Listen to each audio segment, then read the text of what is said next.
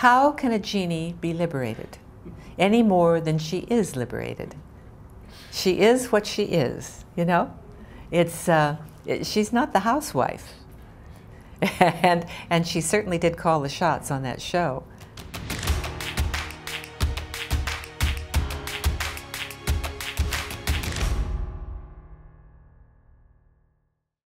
Actually, I was a singer in San Francisco. I started in church, singing in the choir, and then, but everyone in my family sang. This was just what we did in the house and around. It was musical. So I studied at the Conservatory of Music in San Francisco at the time, and my mother said, "Barbara, every tone sounds beautiful, and it's right on, but you don't mean one word you're singing. You should study acting." And so we didn't have money at all. I mean, I worked to pay for my lessons everywhere I went. So I stopped studying singing for a while and went to study acting with a woman who was, her husband was head of the English departments of all the schools in San Francisco. She was very well thought of, and she gave college credit.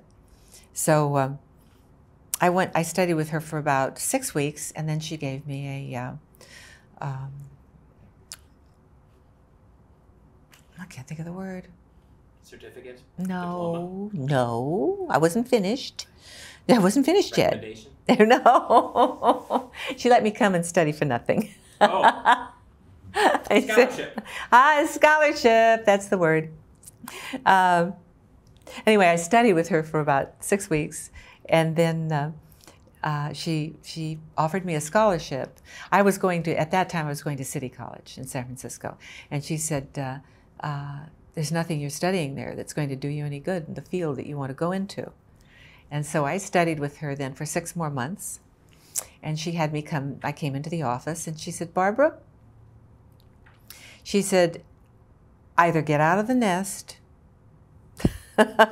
she said, "go to Los Angeles or New York," but she said, "don't waste any more time here."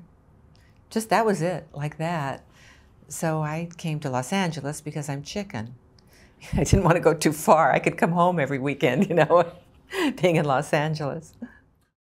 The Johnny Carson show on CBS, which was a summer replacement for, I think, Red Skelton, I'm not sure, was one of my first jobs, actually.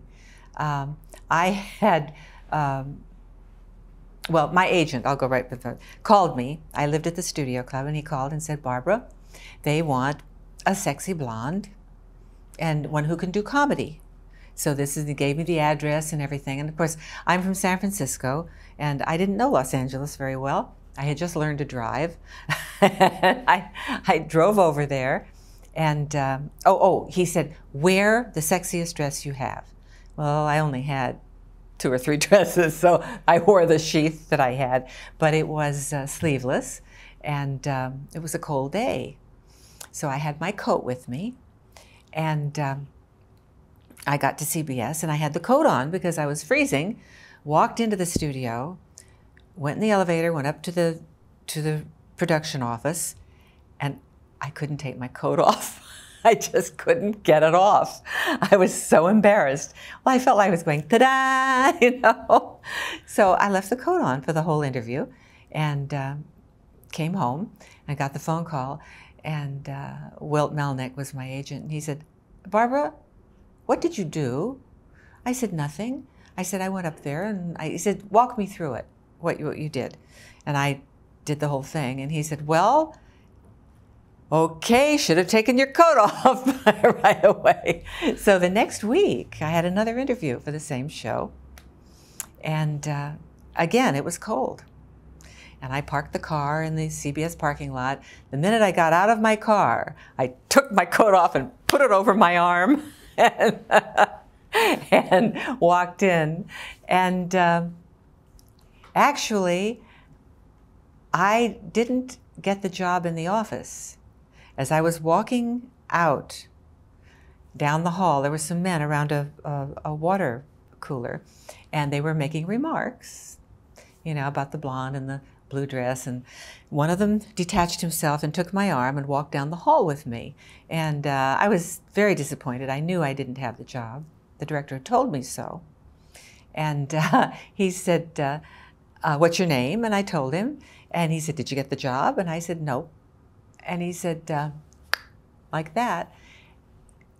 And I did get the job. And he was the producer, the executive producer of the show. And after I had done the job, I went on to do about, I guess, 5 or 6 with Johnny. And we did comedy sketches. But this particular part was singing off key, and I guess I sat down. It was supposed to be a stupid blonde, and I told them, he wanted to know where I studied, and I told him my background. I was a member of Actors Equity, and I studied at the Conservatory of Music in San Francisco. And the director, after the show came over, he said, I apologize. He said, I fell into the groove that everyone does, that you have to have exactly the person for the part who is that person, not an actor. And so they were very pleased with me, and I was very pleased to have the job.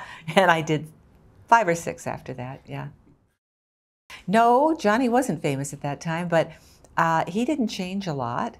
He was still very whimsical, a little shy. Johnny is shy, but it was his show.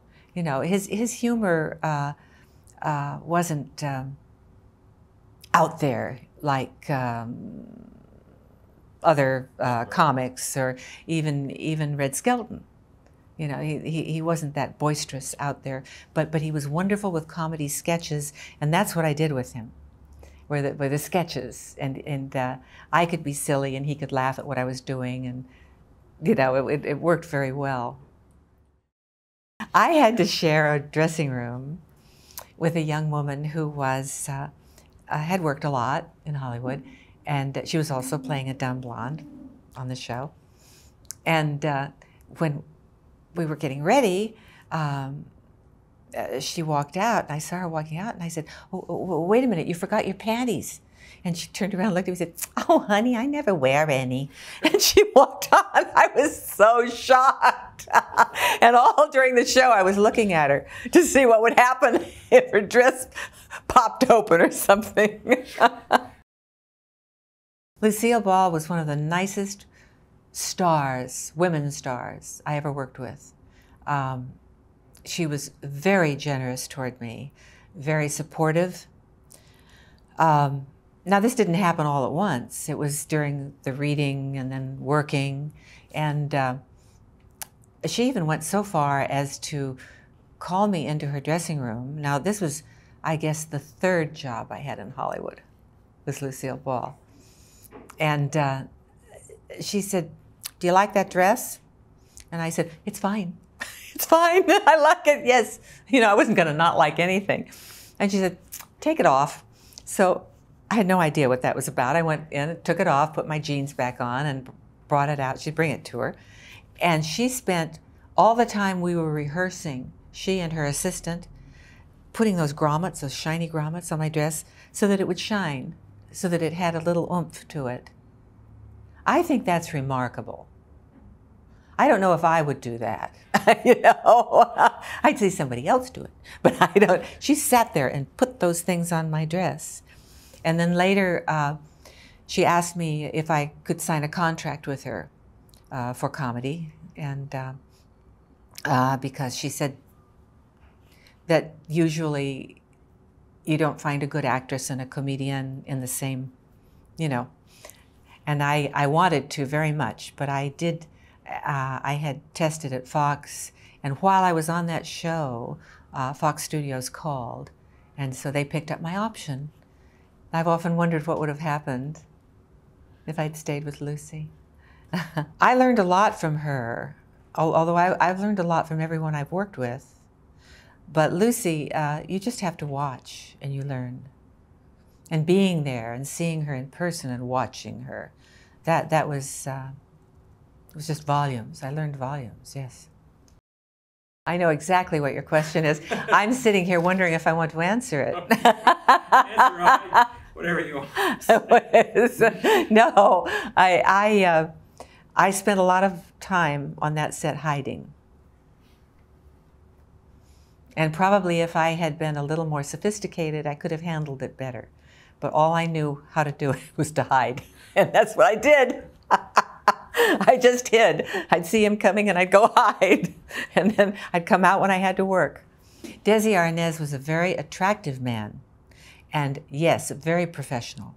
He knew his part. He knew who he was on that show. And he certainly knew her value. You know, they were perfect together.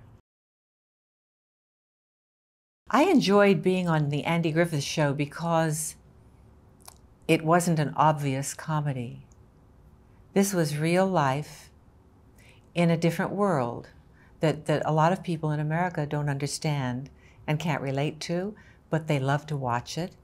And I think Andy knew that. This was a brilliant man. He really, first of all, is extremely talented, as we all know, wonderful actor. But his cast, they were all cast so beautifully. They were all good actors. The scripts were well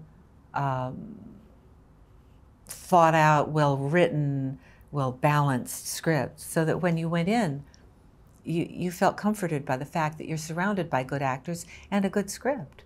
And I could play the manicurist real. I didn't have to put anything extra on it. I just was who she was a little Southern girl, innocent and wanting to do her job, which was doing nails, you know. And it was fun. It was great to play that. Every single person on the Andy Griffith Show was a well-developed character, and the script was a well-developed script.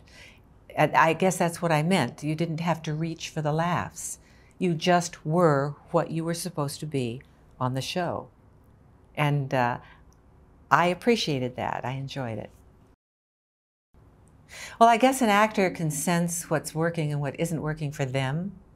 At least I can't judge a show when I'm immersed in it. I have no idea if it's good, bad, or indifferent. I can't tell. I can certainly tell if the people I'm working with aren't good. But I can't tell about because so much is done in the editing. You know, you can think, oh gosh, that isn't going to work, and then you see it on the screen, and the director or editor have made it work. I don't know if I enjoyed one more than I guess the shows I liked the best were the parts where the characters were developed better. I did a Dr. Kildare that I really enjoyed. But it was a fabulous character. I like the Andy Griffith character. These shows I did after Fox shut down, and I had left Fox, and I went from Fox to do, I think I did 6 feature films in that time, but in between I also did guest shots on television, which is interesting. I don't think people do that very much anymore. But so I'm thinking feature films plus television during that particular little area of my life. Let me think. You mentioned Westerns. Yes, I did a lot of Westerns. Of course, and I did Rawhide with Clint Eastwood. But I didn't have to ride a horse in that one. That was very lucky, because I don't ride horses very well. It was fantasy, but I believed her, you see. I believed her. You have to if you're playing that part. It was fantasy for the audience, but for me, she was very real. But that's the way I work. She was real, and I had to understand her world or make it up in my mind, and how she would it was a fish out of water, of course, how she would react in our world. I don't know. What was your question? Well, sort of the fact that you were you were in color, you Oh, were dressed sexy. yeah. No, Jeannie wasn't sexy. She really wasn't. I've played sexy parts. The How to Marry a Millionaire, for instance, the first TV series I did at Fox. Now that was deliberately sexy, but not Jeannie. Jeannie was a genie, and she was a tomboy, really. She was full of energy, loved what she did, knew what she did was right and good, and she could do it for him. Now, it didn't always work in our world.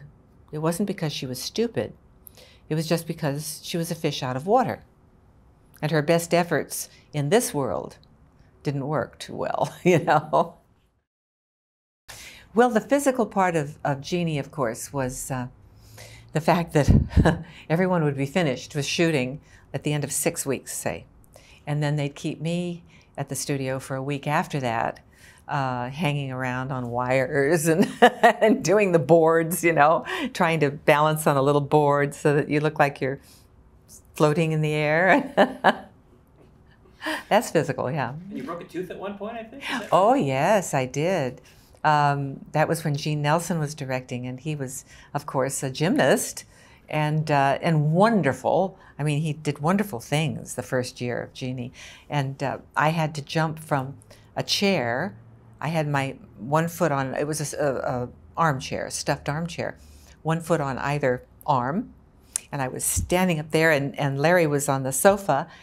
And I said, "Oh, master!" And I jumped over and landed on my tummy and like this. And we were supposed to continue the scene. And we did that about 3 times, rehearsing.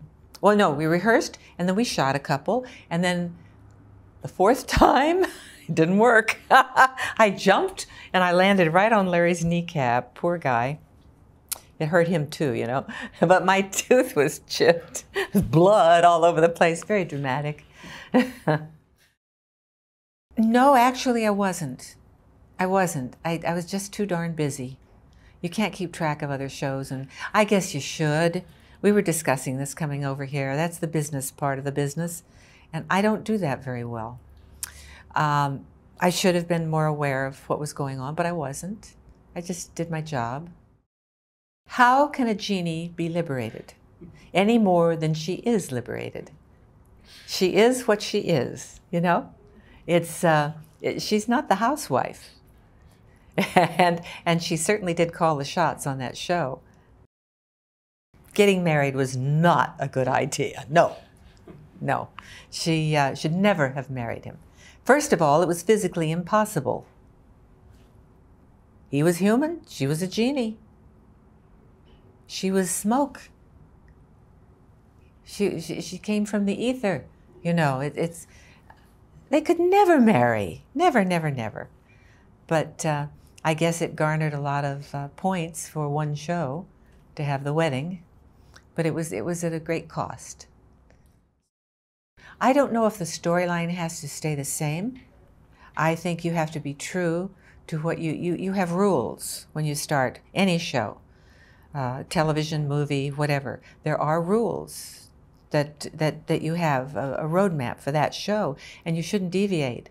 And I don't mean, you can certainly have wonderful ideas for film, for stories, but the characters and what they will and will not do, no, you don't change an apple to an orange. You know, it just worked out that way. That people liked her, all kinds of people, you know, liked her and understood her. I don't know why. It just was. That was it. I really had a good time all the time on that show. I enjoyed that part. I loved working with Larry and Bill and Sidney. It was a very, very, very warm, cuddly part of my life, that show. Well, I don't think Ed Sullivan was ill-suited at all for the part he played. He introduced the acts and he stayed out of it. and he had wonderful acts. So he was perfect. He was perfect for that.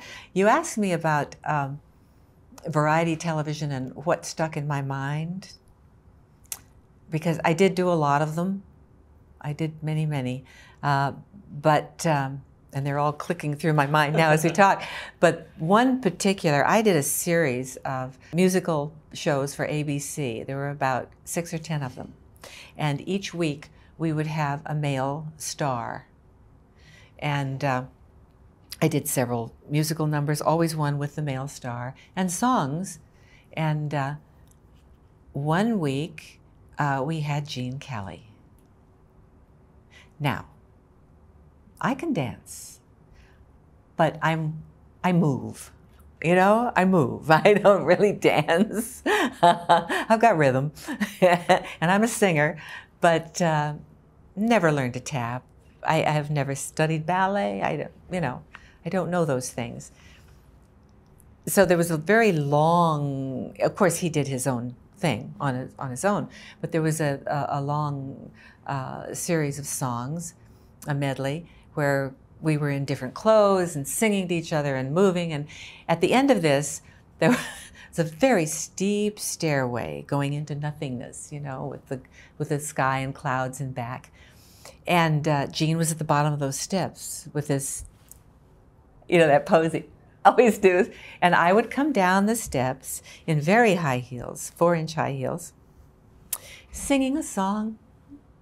And then at the bottom, I had a tap break, a little, just tiny little tap dance with Gene, which he choreographed.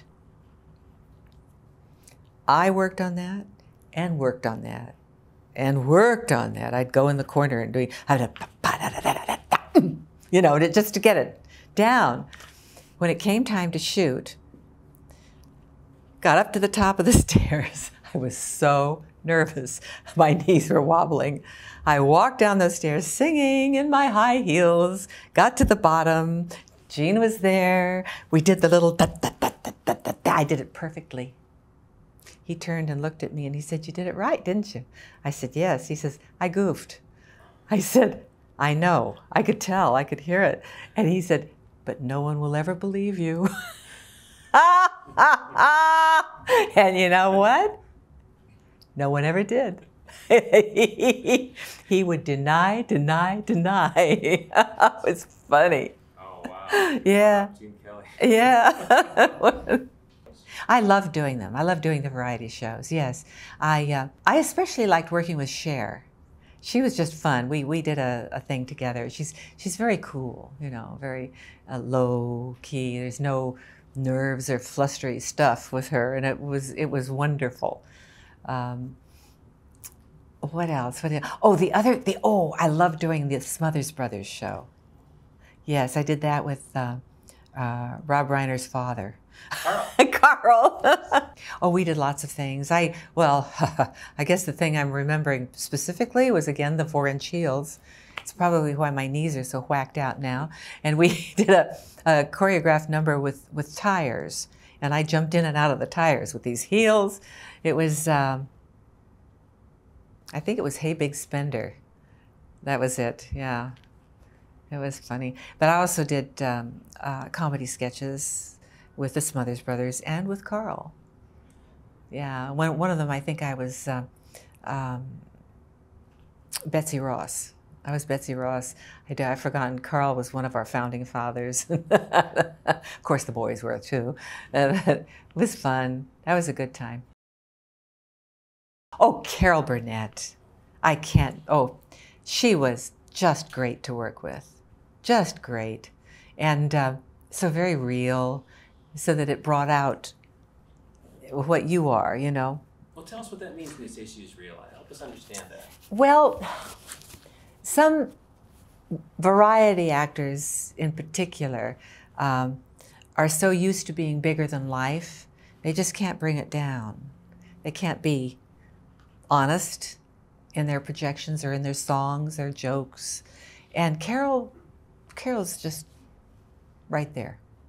Everything. It was not da da da da da da da, you know, look at me, that kind of thing. No, she was Carol, and I guess it's a little bit like the Andy Griffith Show, what I was saying before. You just, it was just very genuine, the whole show, and consequently you were, and you felt really good about it. You know, I worked with George Burns. I worked with him in Las Vegas. I also worked with him on television, but shortly, not much, you know, just a little vignette. But I really didn't enjoy working in Vegas. I did it a lot. But when I worked with George, I enjoyed it. He was, again, very genuine and very easy, and I loved him. I loved him a lot. Well, people look back and they say, they look and they go, it seems like Gracie's doing all the jokes. I mean, what is George's skill? Help us understand what he's doing. Oh gosh, George's skill is, well, he's born with it, but his timing. I mean, of course, he had me doing what Gracie was doing. You know, I came out with him and did a little, before I did my act, George would come out and then we'd do our little song and dance together.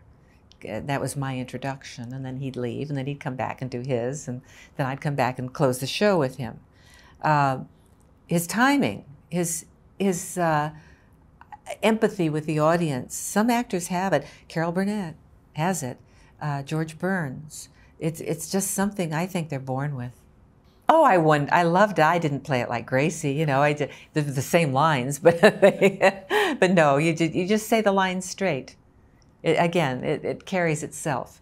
Now, when Gracie said it, it came in a different way. When I said it, it was Barbara, but still the laughs were there. As long as you're honest. There's that old word again. I think I'm my happiest when I'm working. I love it when you tell me that you enjoy what I do, but I don't think about it.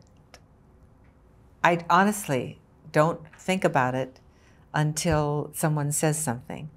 I've been touring with a play called Love Letters, and I just love it. I'm having so much fun with Hal Linden doing this play, because the people, it's a good piece of work. It's a wonderful piece of work.